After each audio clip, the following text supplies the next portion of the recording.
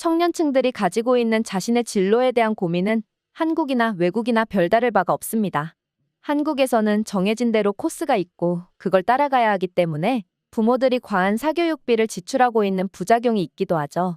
하지만 먼저 경험해본 부모의 입장에서 자식이 잘 되기를 바라는 마음에서 그런 부작용도 함께 있는 것이 아닐까 싶습니다. 유럽이나 북미 대륙에서는 부모들이 자식의 진로에 대해서 이렇다 저렇다 훈수를 두지 않습니다. 물론 역설적이게도 유럽과 북미 대륙의 상류층들은 자식의 진로를 부모가 설계하고 넉넉하게 지원도 해주는 것과 반대로 일반적인 사람들은 그렇게 하지 않고 있죠. 이런 모습을 본다면 한국의 부모들이 자식 교육을 제대로 시키고 있다고 볼 수도 있겠네요. 한국과 비교해서 부모의 케어를 받지 못하는 외국 청년들의 고민이 잘 담긴 사연이 있습니다. 지금부터 사연 만나보시죠. 왜 유럽의 부모들은 자식에 무관심할까요? 저는 이탈리아 시칠리아 섬의 작은 도시 카타니아 출신의 발렌티나라고 합니다. 이곳에서 절친한 친구 비앙카와 함께 자라왔습니다. 원래 시칠리아 섬 사람들은 평생을 이곳에서만 사는 경향이 강한데요. 하지만 저와 비앙카처럼 20대인 친구들은 이 섬 밖으로 나가보기를 원하죠. 점점 세상이 고도화되고 발전할수록 도시로 사람이 몰린다고 하던데 그건 어쩔 수 없는 현상 같습니다. 스마트폰으로 이탈리아 밀라노나 로마의 모습을 손쉽게 만나볼 수 있고 그런 걸 보다 보면 당연히 그런 발전된 곳에 가보고 싶은 생각이 드는 건 당연하고요. 그리고 같은 또래가 많은 그런 대도시에 가서 즐길 것도 즐기고 그곳에서 직업을 가지고 그곳에서 사는 것은 당연히 모든 젊은이들이 꿈꾸는 인생이 아닐까 싶었습니다. 그래서 저와 비앙카도 이 섬 밖으로 나가는 걸 희망했죠. 그리고 비앙카가 그 시작을 먼저 끊었습니다. 저와 함께 시칠리아에 있는 간호대학에 다니며 임상병리학을 공부하던 비앙카는 갑자기 3학년을 마치기 직전 한국으로 1년간 다녀오겠다며 휴학을 해버렸습니다. 절친한 친구인 저에게도 말하지 않고 갑작스럽게 휴학 신청을 하고 한국으로 가겠다고 했을 때 굉장히 놀라버렸죠. 뭐 요즘 한국을 모르는 사람이 어디 있겠냐마는 갑작스럽게 한국으로 가겠다고 말하는 비앙카의 행동이 수상했습니다. 저번 주까지만 해도 나중에 졸업하면 밀라노에 가서 취직하고 싶다느니 그렇지 못하더라도 이 섬을 떠나는 게 맞다고 하느니 이런저런 이야기를 떠들었던 친구인데 다음 주가 되자마자 갑작스럽게 한국에 가겠다는 이야기를 했으니까요. 그리고 비앙카는 엄청난 비밀을 이야기해줬죠. 비앙카네 아버지가 스포츠 복권을 구매했는데 대박이 터져버려서 4만 유로에 당첨이 되었다고 했습니다. 가난한 시칠리아 섬 사람들에게 이 돈은 굉장히 큰 돈이죠. 그리고 비앙카는 가족끼리 좋아서 환호성을 지르던 때 한국에 다녀올 수 있게 해달라고 말했고 아버지가 오케이를 하셨다고 했어요. 그래서 마음 바뀌기 전에 빨리 한국으로 가는 결정을 하기 위해서 곧바로 행동으로 옮기고 있다고 했습니다. 조금은 갑작스럽고 제 입장에서는 황당한 상황이지만 어찌되었던지 축하해줄 일은 축하해줄 일이고 비앙카의 계획에 관심을 가질 수밖에 없었죠. 그런데 저는 한 가지 의문이 들었습니다. 왜 하필 한국이냐며 말이죠. 나중에 저희 둘은 밀라노나 로마 쪽으로 일자리를 구해서 그쪽에 가서 살아보자고 약속까지 했던 사이인데 이렇게 돈이 생겼으면 로마나 밀라노 같은 도시에나 가볼 것이지 굳이 한국에 가겠다는 걸 이해할 수 없었으니까요. 하지만 비앙카는 뜻이 있었습니다.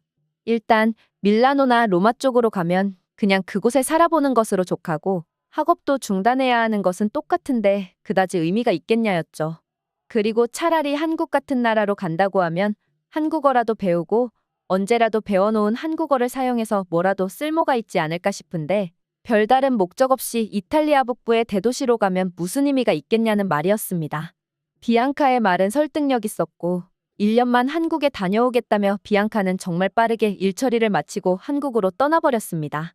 날씨 좋은 3월, 한국에서는 이미 학기가 개강했다며 하루라도 빨리 서두르는 비앙카의 모습에서 불안함마저 느꼈습니다. 제대로 조사해보고 가는 거 맞아?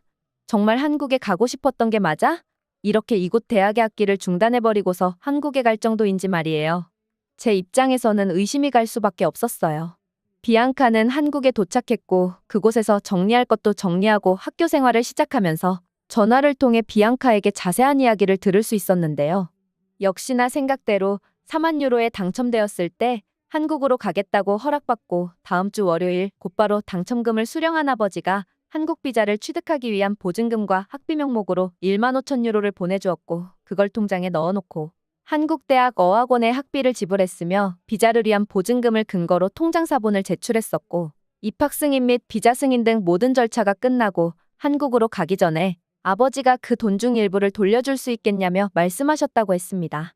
아버지 성격에 기분 좋으면 곧바로 질렀다가 추후에 다시 후회하고 돈을 돌려달라고 알게 분명해서 정말 빠르게 서둘렀던 것이고, 이미 보증금 명목으로 통장에 들어와 있는 돈은 계속 유지해야 된다는 핑계로, 그리고 이미 한국에 가는 학비와 비행기표를 지불했기 때문에 지금 포기하면 손해가 엄청나다며 나중에 한국에 다녀와서 돈을 벌면 효도하겠다고 하고 한국으로 가는 걸 최종 허락을 받았다고 했어요. 나름대로 비앙카는 바쁘게 움직였고 친구인 저에게 제대로 설명할 여유조차 없었던 것이죠. 그렇게 한국 생활을 시작한 비앙카는 종종 연락을 해오기는 했지만 바쁘게 생활하는 듯 보였고, 그리고 한국과 이곳의 시차가 굉장히 상이한 관계로 길게 통화하거나 자세한 근황 소식을 듣기는 힘들었습니다. 거의 1년이라는 세월이 지난 후 비앙카는 다시 시칠리아 섬으로 돌아왔습니다. 저는 졸업을 앞두고 있었고 비앙카는 3학년을 수리하기 전 휴학을 했기 때문에 앞으로 1년 반의 시간 동안 다시 공부를 해야 하는 상황이었습니다. 그런 이유 때문인지 비앙카는 공부에 의지가 거의 없어 보였고 매일같이 시든꽃처럼 축 처져 있었습니다. 밝고 명랑하던 성격의 비앙카가 무엇 때문에 이렇게 힘들어하는지 대충 짐작은 갔죠. 저 같아도 다른 동기들은 졸업을 앞두고 취업을 준비하고 있으며 이미 어떤 친구는 로마에 취직 자리를 구해놨다며 주변에 축하를 받고 있는 모습을 봤으니 저 같아도 심적으로 좋지 않을 것이라는 생각을 했습니다. 1년간 한국에서 실컷 즐길 때는 좋았지만 즐기고 난 후 돌아오는 대가는 생각보다 크지 않을까 싶은 이유에서였습니다. 비앙카에게 조심스럽게 지금 무엇 때문에 힘들어하는지 물어봤습니다. 하지만 비앙카의 대답은 예상 밖이었죠. 한국에 대한 향수병에 걸렸다는 거예요. 아니, 고향도 아니고 1년간 살았던 한국의 향수병이라니 이해할 수가 없었죠. 비앙카는 과거 밀라노에 일주일간 여행을 다녀왔을 때만 해도 밀라노가 좋긴 좋았는데 그래도 고향에 오니까 마음이 편하고 좋다고 말하던 친구였거든요.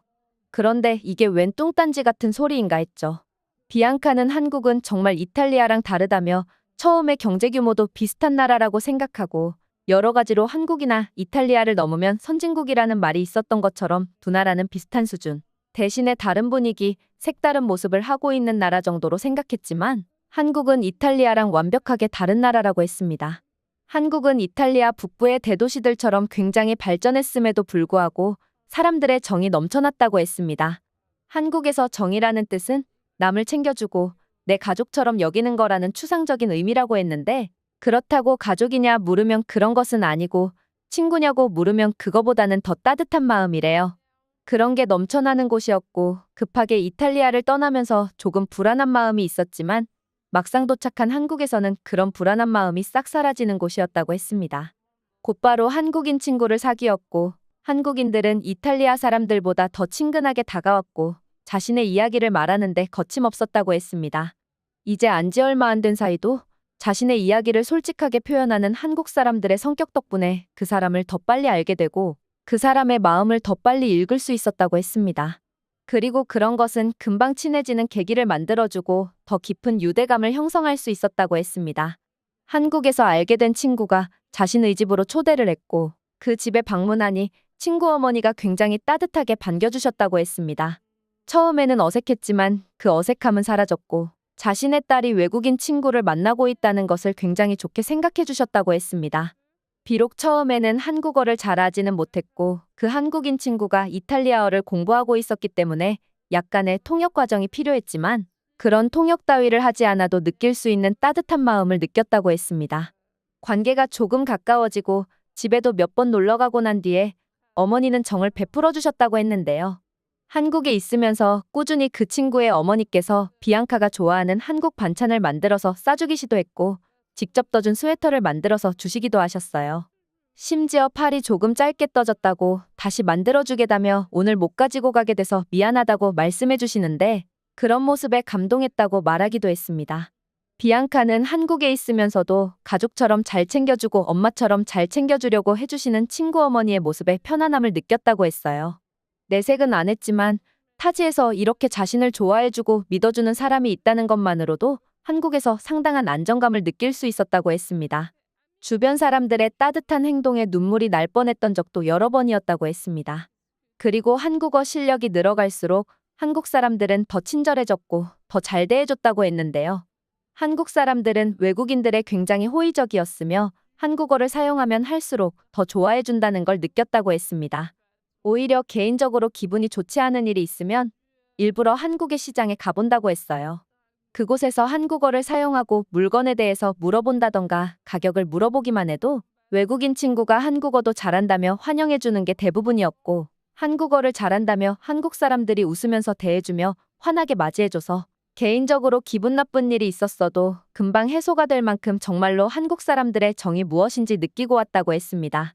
게다가 식당에서는 제가 한국 음식을 잘 먹으면 서비스로 반찬을 한두 개 더 얹어주기도 했다고 하던데, 돈 받고 장사하는 집이 한국에 온 외국인이 한국어를 할 줄 안다고 공짜로 무엇을 더 챙겨준다는 게 처음에는 의심스러웠지만 한국 사람들의 성향이고 돈보다도 사람 간의 소통을 더 중요하게 생각하는 한국인들에게 정말 감동을 많이 받았다고 했습니다. 그런데 이탈리아에 오니 상대적으로 모든 사람들은 기계적으로 느껴졌고, 고향에 온 기쁨은 분명히 있었지만 어딘가에 허전함을 느끼고 있었고, 그게 바로 한국에 대한 향수병이라는 생각을 하고 있다고 했습니다. 비앙카는 한국에 머물며 한국이 너무 좋고 한국을 사랑하게 되었고, 기회가 있다면 한국에 남아있고 싶다는 생각이 들었다고 했습니다. 그렇지만 평생 이탈리아에서만 살아왔고 심지어 한국어를 할 줄 모르기 때문에 한국어를 배우기 위해 한국으로 갔던 것인데, 이런 상황에서 비앙카가 한국에 남아있을 만한 기회가 없는 게 당연했죠. 심지어 저희가 전공한 임상병리학 쪽은 의학 계열 쪽이라서 외국인이 쉽게 한국에 취직할 수도 없다고 했어요. 사실 의학 계열 쪽이면 어디에서든지 환영받는 직업군이고 한국도 당연히 이런 외국인의 취업에 관대할 줄 알았는데, 한국에서는 외국 국적의 사람이 한국에서 의료행위를 할 수 있는 자격 요건이 너무나 엄격하다고 했습니다. 한국에서 인정하는 국가시험을 다시 통과해야 하는 건 기본이고, 해외에서 학위를 가지고 오더라도 다시 한국에서 인정받을 수 있게 재시험을 치루어야 하는데 그 난이도가 상당히 높아서 어렵다고 했습니다.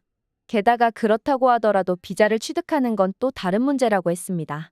쉽게 말해 한국에서 임상병리사로 근무하기 위해서는 여러 단계의 어려운 난관을 통과해야 한다는 점이었습니다. 비앙카가 한국에서 굉장히 좋은 경험을 했고 한국을 사랑하게 되었다는 것은 충분히 이해했습니다. 하지만 저는 비앙카에게 해결책을 제시해주고 싶었습니다.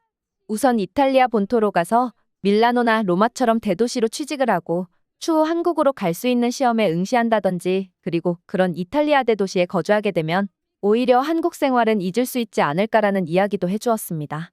그리고 종종 함께 여행으로 한국을 가면 굉장히 좋을 것 같다는 이야기도 같이 말이죠. 하지만 비앙카는 놀라운 대답을 했습니다. 한국이 이탈리아랑 비교될 정도로 경제력이 올라왔다고 하길래 솔직히 이탈리아 남부보다는 조금 더 잘 살고 북부보다는 별로이지 않겠냐는 생각을 가지고 있었다고 했어요. 한국이 가지고 있는 인프라도 북부와 남부의 중간 수준이지 않을까 싶었지만 막상 가봤던 한국은 생각보다 훨씬 더 편리했으며 오히려 한국에 가보면 밀라노 생각이 안 날 수도 있다는 이야기를 했죠. 순서가 거꾸로래요. 한국에서 생활하다가 종종 고향으로 돌아오는 여행을 하는 게 더 좋을 것 같다는 거예요. 하지만 이런 고민은 저와 비앙카가 둘이 해결할 수 있는 문제가 아니었습니다. 비앙카는 아무래도 한국에 갈 수만 있다면 전공을 바꾸고 싶다고 말할 정도로 상당히 깊게 한국에 빠져 있었죠. 저는 그렇게 졸업을 하고 비앙카는 1년간 학업을 더 이어가야 했기 때문에 시칠리아 섬에 남았습니다. 동시에 저는 꿈에 그리던 밀라노로 취직을 했습니다. 나름대로 큰 병원에서 임상병리사로 근무를 시작했으며 주변 친구들에게 부러움을 샀어요. 저도 기대감에 부분 채 밀라노로 향했습니다. 하지만 막상 시작된 밀라노에서의 직장 생활은 고달픈 점이 한두 개가 아니었습니다. 고향 시칠리아 섬 사람들과 다른 성향의 밀라노 사람들은 마치 다른 나라 사람들 같았는데요. 과거 한국에서 비앙카가 정이라는 걸 느껴서 타지 생활을 하는 것 같다는 생각이 안 들 만큼 심적으로 안정되었다고 했던 것과 반대로 밀라노에서 저는 심적으로 많은 것들이 부담스러웠습니다.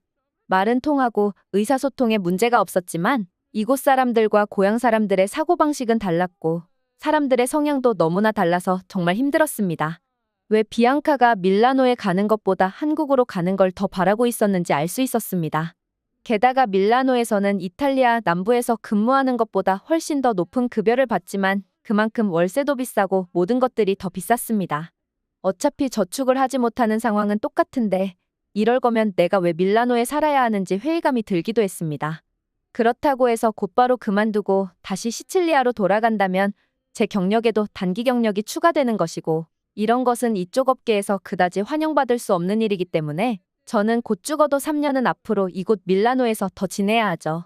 그동안 꿈꾸던 밀라노 생활을 하고 있지만 현실은 달랐다는 점은 저에게 너무나 고통으로 다가왔습니다. 비앙카가 마음 편한 곳인 한국에 가고 싶으며 밀라노는 가고 싶지 않다고 했던 그 말이 무슨 뜻인지 정확하게 이해가 되었습니다. 심적으로 힘들어서 한국이라는 타지 생활을 했던 비앙카에게 지금 고통스러운 상황을 설명하고 조언을 구하기 위해 전화통화도 여러 번 했습니다. 하지만 이것은 고민 상담으로 해결될 정도의 문제는 아니었습니다. 분명한 것은 제가 밀라노에 잘 적응하지 못하고 있다는 것이고 비앙카는 그런 두려운 곳에 가느니 차라리 다시 한국으로 가겠다며 지금까지 공부해온 전공은 그대로 졸업을 하되 대신에 한국에서 이탈리아어를 가르치는 언어 강사가 되기 위해서 추가적인 자격증 공부를 하고 있다고 했습니다. 솔직히 비앙카가 한국에 다녀오고 난 뒤 다시 한국 타령을 할 때 저는 비앙카의 행동이 올바르지 못하다고 생각하고 있었습니다. 하지만 이제는 그 심정이 너무나 잘 이해가 가고 오히려 그런 분명한 목표를 가진 비앙카가 현명하다고 생각이 듭니다. 저는 밀라노에 대한 단순한 환상으로 이곳에 취직했던 것이고 폭넓은 문화생활, 제 또래의 젊은이들이 많은 이곳이지만 저는 여기서 이방인 같다는 생각이 듭니다. 목표 없이 그냥 남들이 좋다고 하는 걸 그대로 따라했던 저에게는 이런 지금의 시기가 벌을 받는 시기라고 느껴질 만큼 참 생각이 많아집니다. 비앙카는 운이 좋다고 생각합니다. 비앙카 아버지의 행운 때문에 비앙카가 한국에 가보는 바람에 자신의 진로를 정확하게 이해했고 뚜렷한 방향이 있었지만 저는 그 누구에게도 제 진로에 대한 조언을 받은 적도 없고 그냥 어쩌다 보니 대학에 입학했고 어쩌다 보니 이 학과를 졸업하면 밀라노로 갈 수 있는 기회가 있다더라 하는 등 주변의 분위기에 휩쓸려 제가 진짜로 원하는 게 무엇인지 몰랐습니다. 비앙카 말에 의하면 한국에서 만난 친구들은 모두 부모들이 자식의 미래를 어느 정도 설계를 해주고 같이 고민하며 진로를 함께 선택하는 일이 당연하다고 하던데 이탈리아 부모님들은 자식들이 하고 싶은 것을 알아서 찾아야 한다는 이유로 딱히 자식의 진로에 대해서 관여하지 않고 계시죠. 미리 어른으로서 이 사회를 살아본 어른들이 자녀들에게 관심을 가지고 더 깊게 진로에 대해 관여하는 게 당연하다고 생각이 드는데 요즘 그런 부모들은 못된 부모라고 손가락질을 합니다. 저는 제 자식을 낳으면 한국 사람들처럼 자식이 진로에 대해서 깊게 관여를 해야겠다고 생각이 바뀌었습니다. 자식이 싫어하더라도 이건 자식을 위해서 부모가 해야 할 도리 중 하나라고 생각이 듭니다. 비앙카는 운 좋게 자신의 진로를 탐구할 수 있는 시간을 가졌기에 지금 행복하고 저는 그렇지 못해 지금 불행합니다. 오늘의 영상은 여기까지입니다. 그리고 지금 화면에 나오는 영상을 아직 시청하지 않으셨다면 지금 바로 시청해보세요. 재미있는 다음 사연이 기다리고 있습니다. 감사합니다.